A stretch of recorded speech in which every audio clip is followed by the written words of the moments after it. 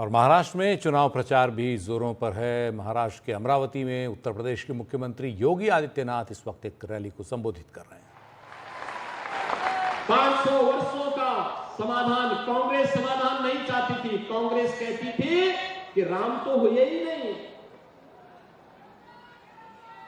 कांग्रेसी कहते थे कि कृष्ण हुए ही नहीं।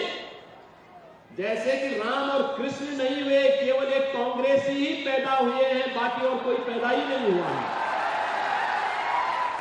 ये देश के इतिहास को अपमानित करने का प्रयास है और जो लोग देश के इतिहास को अपमानित करने का कुत्सित प्रयास कर रहे हैं, इनको सबक सिखाने का यह अच्छा मौका है। और इसीलिए मैं आप सबसे कहने के लिए आया हूं, बहनों और भाइयों, अयोध्या में राम मंदिर का निर्माण हो रहा है। काशी में काशी विश्वनाथ धाम क्या भव्य स्वरूप ले चुका है। पहले काशी में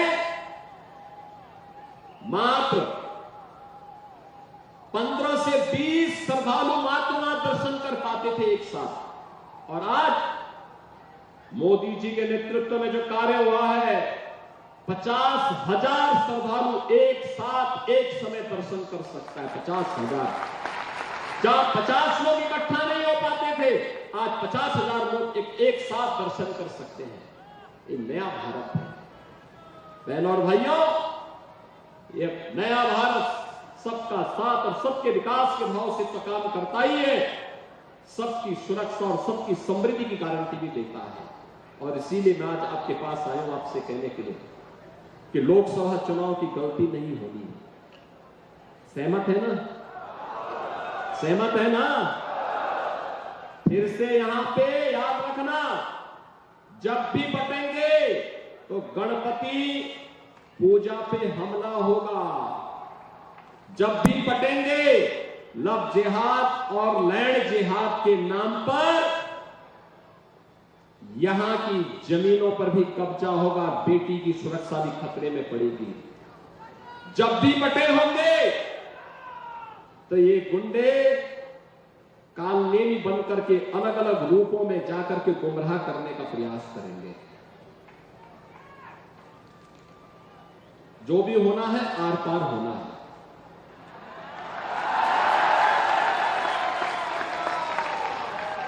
हां भी और ना भी नहीं, या तो हां होगा या ना होगा, तभी पैना माने वाला बहनों भाई।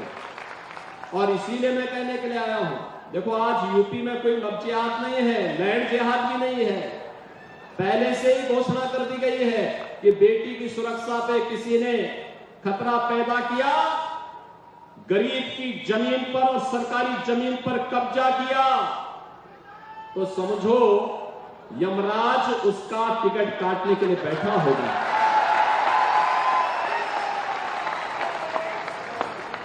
वहां बड़े दुर्दांत माफिया थे पहले यूपी में, बड़े बड़े दुर्दांत माफिया थे। पिछली सरकारें उन्हें प्रश्रय देती थी। एक दुर्दांत माफिया को तो कांग्रेस ने कई महीनों तक अपनी एक राज्य सरकार के अधीन उसको सुरक्षा कवच पहना के रखा। सुप्रीम कोर्ट तक हम लोग लड़ाई लड़े, और आज ये सब जहन्नुम की यात्रा में जा चुके हैं।